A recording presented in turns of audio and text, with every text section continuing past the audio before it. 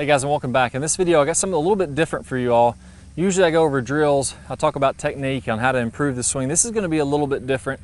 We're going to talk about the mindset that it takes to improve. And three of the scenarios I see people fall in time and time again, working really hard, out there practicing your golf game day in, day out, and it's just not getting better. So what is the things that we're falling through? So number one, I see a lot of people with what I call the missing link.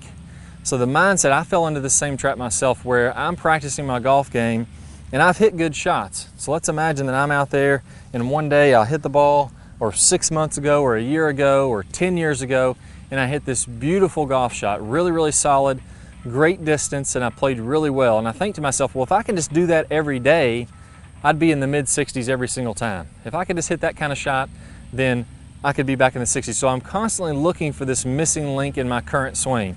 So I try to set up a little bit different. I watch tons of videos. I try this, I try that, and I'm searching all over to get different feelings, to get different pieces. And sometimes people work and I think, oh man, I got it. I was at the range today, I hit it awesome. This is the one that's really gonna pay off for me.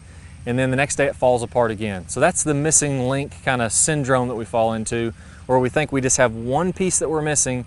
Once we find that, we'll play unbelievable golf.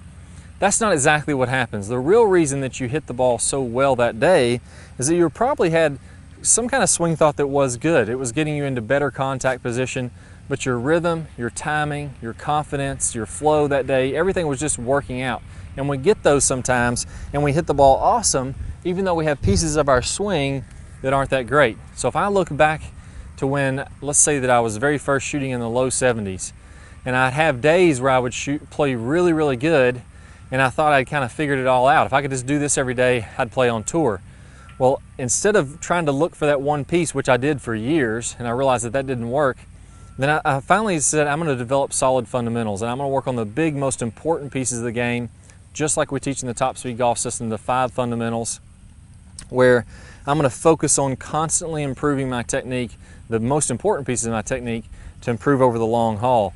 So even though those shots were great, I now hit the ball much better than I ever did back then because I continually improved my game. So quit looking for that missing link, that one key that's going to tie it all in together.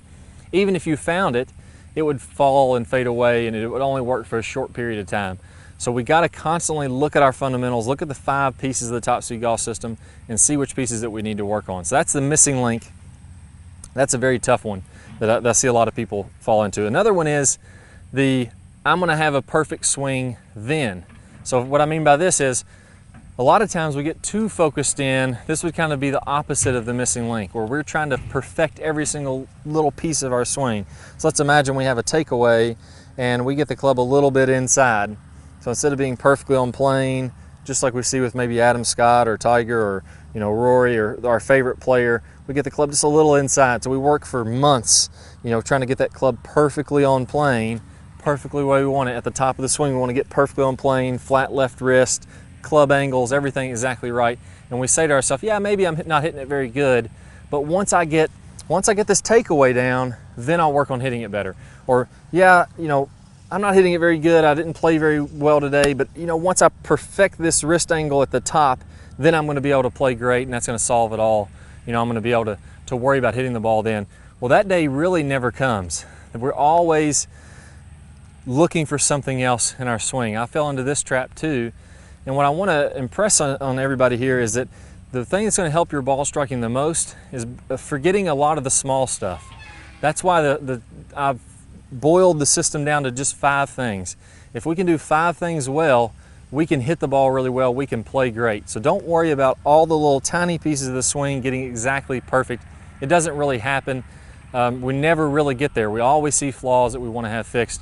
And the second piece of that is, go ahead and start shaping the ball now. I want you to go ahead and start to learn to hit a draw where that ball is going out, curving right to left, curving left to right, hitting those low shots, those high shots. Being a great golfer is about, how can I control my golf club? How can I create momentum so that the golf club naturally wants to do the type of shot that I want to hit? If I want to hit that high draw, how can I do that? Or if I start to hook the shots, how can I naturally let the club to start to work? And the only way to do that is to force yourself to try to learn those different shots and to force yourself to shape the ball left to right, right to left, high, low, all kinds of things that you can do. So you really got to work on those things. So that's the second piece, is the missing link was the first one where we're searching for that one magic bullet. The second one is when we're saying, I'm gonna have it perfect and then I'm gonna work on this other thing. Cut out the then, focus on the 5 keys, forget about the rest, and then start playing, trying to hit the ball solid. Before you ever swing, I wanna visualize that perfectly pure contact where that ball's compressing against the face. Don't put that off till later. Try to hit the ball as solid as you can now. Try to work the ball now and get control of your game. So that's the second thing. And the last one is the One Tool Toolbox. This is more along the lines of the guys that have been playing for a long time. They're pretty good players. You have a certain game that you play, but you probably haven't progressed in the last 5 or 10 years. And that's like having a toolbox with just one tool in it. Maybe I can hit that nice little draw out there that goes 240, but I don't have a lot of power. And I'm really not worried about power anymore. I say, oh, you know, that's a, you know, for other people, I'm not a big distance player, or yeah, I can't work the ball from right to left or left to right. That's for other guys. I have my one tool in my toolbox and I try to do that every single time. Well, that can easily get you to where you're just getting the same results for a long period of time. What you want to think of it as, I want to have that one tool that's really good, but then I want to be working on the rest of the tools in the toolbox. Maybe my go-to shot is a high draw. I'm going to work on hitting a fade, hitting the ball low, picking up some distance, going in the top speed golf system, really getting that shoulder turn, getting that good lag, getting the speed coming through there, and trying to get more distance. It doesn't mean that I have to ditch what I'm already doing well. I want to play to my strengths, but as I'm playing to my strengths, I want to sharpen that toolbox. I want to put more tools in there so that I can answer a variety of things. So work on those 3 keys. I know that sometimes it's frustrating when we get stalled out. Keep those 3 things in mind. If any of those 3 sound like you, I would work on improving on that, and I guarantee you it'll kickstart you and get you improving again. If you're not doing those 3 things and you're already improving, you're on the right track, just keep it up. You guys are doing fantastic. Keep up the hard work and you'll keep getting better and better. I'll see you guys soon. Hi guys, I hope y'all really enjoyed that video. If you did, I got a fantastic bonus for you. If we want to get a lot of speed in the golf swing and really crush it, hit it like the longest players on tour, we got to get a lot of lag, and then especially lose that lag to create some speed. I got my #1 lag video, the mistake that I see people make time and time again. It's going to help you out right away. I'm going to play a preview of that video here in a second. You're going to get instant access to it when you click the link that pops up on your screen if you're on a computer. If you're on a phone, a tablet, a mobile device, you're going to want to click the iCard. So good luck to you guys, and I'll see you all in the lag video. And on top of that, even more bonuses. You're going to get 5 more top speed golf videos. It's going to go over our entire swing system. I'll see you guys there. Hi guys, and welcome back. I'm Ballard, and in today's video we're going to talk about one of the absolute worst drills for creating lag. It's a very common drill that I see. And in this drill, what we're going to do is we're going to set the wrist very early to create an angle of lag, and then we're going to try to hold this throughout the swing. It's one of the worst things that you can do to build lag. I'm going to talk about the science behind why this is the case, and I'm also going to give you a great drill to help you improve your lag, all in this video. Let's go ahead and get started. If I do it this way versus holding that position, exact same thing happens when we're building the lag in the golf swing. So what we want to do is throughout the swing, I want to have a very low and wide takeaway. So I'm not going to set my wrist early at all. If you look at a lot of the top players, you look at Adam Scott, very wide takeaway, not very much wrist set at all. You look at Rory McIlroy, you look at Tiger Woods.